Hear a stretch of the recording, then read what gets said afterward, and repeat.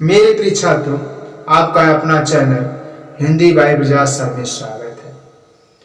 हम सब पिछले वीडियो में हास्य रस के बारे में अध्ययन किए। अब हम सब रौद्र रस के बारे में पढ़ेंगे। रौद्र रस क्या है? रौद्र रस किसे कहते हैं? किसी काव्य को सुनने, देखने या पढ़ने से जो हृदय में रौद्र उत्पन्न होती है, जो क्रोध उत्पन्न होती है, वही रौद्र रस कहा जाता है। जो हमारे हृदय में क्रोध उत्पन्न हो, जैसे कोई नाटक स्टेज पे हो रहा है, कोई क्रोध से भरा हुआ, तमतमाता हुआ अपने वक्तव्य को पक रहा है, लोगों को धमका रहा है, इसी को हम रौद्र रस कहते हैं। रौद्र रस का अस्थायी भाव होता है क्रोध। क्रोध जो शरीर को एकदम तमतमा देने वाली है, सबसे खतरनाक क्रोध। तो इसका अस्थायी भाव क्रोध है। रौद्र का आश्रयावलंबन जिनके मन में क्रोध का भाव जगा है। किसके मन में? कवि हो, श्रोता हो, सुनने वाला हो, पाठक पढ़ने वाला हो, दर्शक आदि, जिसके मन में ये क्रोध का भाव जगा हो। विषयावलंबन वह व्यक्ति जिसके कारण मन में क्रोध का भाव जगा है, जिसके कारण, अरे भाई कोई कारण होगा तभी तो उसके मन में क्रोध जगा है। उद्दीपन वे परिस्थितियां या वस्तुएं जिनके कारण क्रोध का भाव जगा है। अपमान सहना,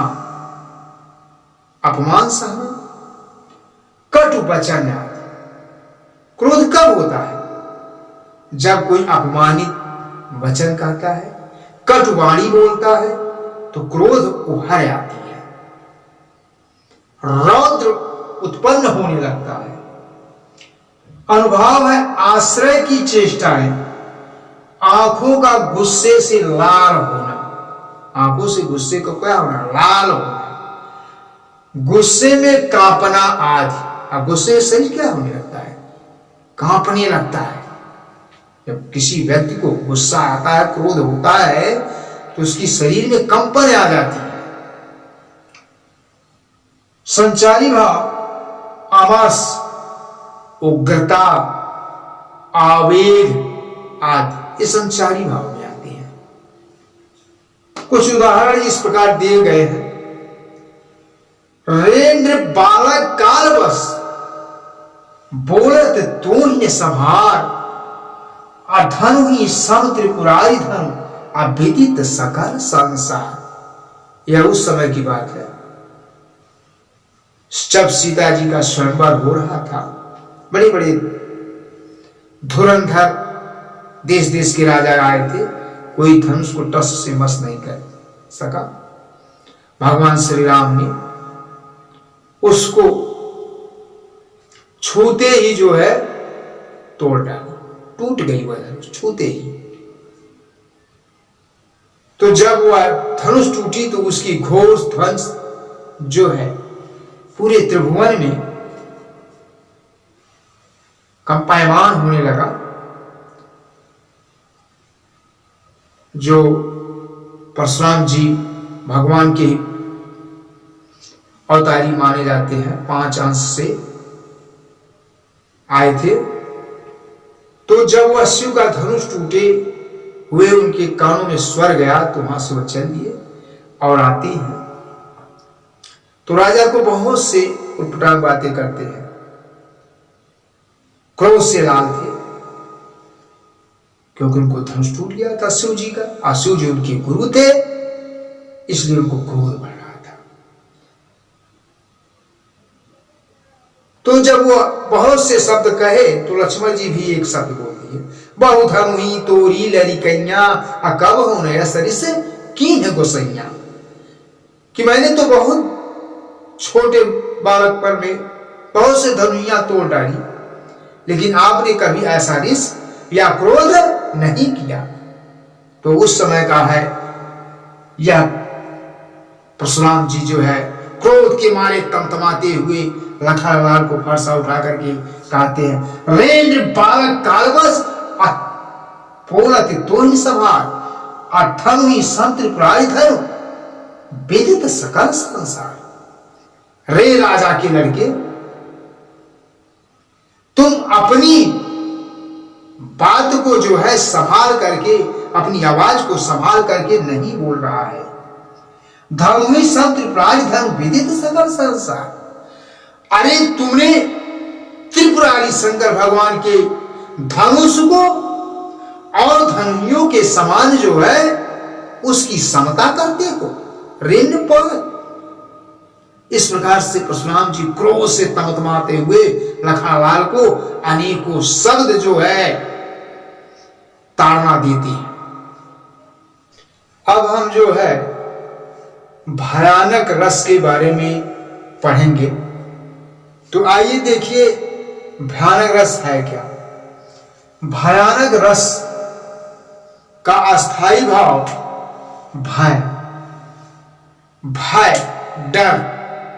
भयानक रस का अस्थाई भाव क्या है? भय डर। जैसे मान लीजिए अंधेरी रात है, आप कहीं जा रहे हैं, रास्ते में कोई एक रस्सी गिरा हुआ है, जब उसको देखते हैं तो भय लगने लगता है कि यह सांप है कि रस्सी है, रस्सी है या सांप है। भय से पूरा शरीर क्या होता है? कंपाने लगता है, कंपन आने लगता है। तो वही है भय। आश्रयालंबन, जिनके मन में भय उत्पन्न हुआ है, जिनके मन में भय उत्पन्न हुआ है, किसके? कवि हो, श्रोता, पाठक, दर्शक आदि, किसी के मन में यह भय उत्पन्न हो सकता है। विषयालंबन, वह व्यक्ति जिसके कारण भय पैदा हो, वह व्यक्ति जिसके कारण भय पैदा हो। जैसे दिया गया है बाढ़, तूफान, सुनामी, लहर आदि। जैसे कभी कभी होता है कि बाढ़ आने वाली है तो बहुत लोगों के अंदर जो है भय उत्पन्न हो जाता है कि बाढ़ आएगी, हमारा यह चीज नुकसान हो जाएगा। तूफान, एकाएक तूफान आ गया तो भय होने लगा। सुनामी लहर आई एक बार और सबको समाप्त करते हुए आगे निकल गई। तो भय यह उत्पन्न होता है। अनुभव, आश्रय की चेष्टाएं, आश्रय की चेष्टाएं, चीखना, चिल्लाना, भय से कांपना, बेहोश हो जाना आदि, ये अनुभव में आता है। संचारी भाव, त्रास, चिंता, आशंका, जड़ता, डर आदि। उदाहरण कुछ इस प्रकार दिए गए हैं। लंका की सेना कप की गर्जन रौ से कांप गई, हनुमान के भीषण दर्शन से ही विनाश भाप गई। उदाहरण इस प्रकार दिया गया, लंका की सेना कप के गर्जन रौ से कांप गई, कि हनुमान जी जब लंका में जाते हैं मां सीता का पता लगाने के लिए, तो लंका की सेना कब के गर्जन रौ से कांप गई। जब हनुमान जी गर्जना करते हैं तो वहां की जितनी सेनाएं थी वह भयभीत हो जाती है। भय के नाते वह कांपने लगता है, उनका हृदय, पूरी शरीर में कंपन उत्पन्न हो जाता है। हनुमान के भीषण दर्शन से ही विनाश भांप गई। जब इन्होंने, कौन, हनुमान जी ने अपने शरीर को विकराल बढ़ाते हैं बहुत बार, तो वहां के दर्शक जो थे उनके मन में उनकी विकराल शरीर को देख करके भय उत्पन्न हो जाती है। तो वही हनुमान के भीषण दर्शन से ही विनाश भाप गई। उन लोगों को यह प्रतीत हो गया कि अब यहां कोई बचने वाला नहीं है, सबका विनाश होने वाला है। धन्यवाद। जय हिंद, जय भारत।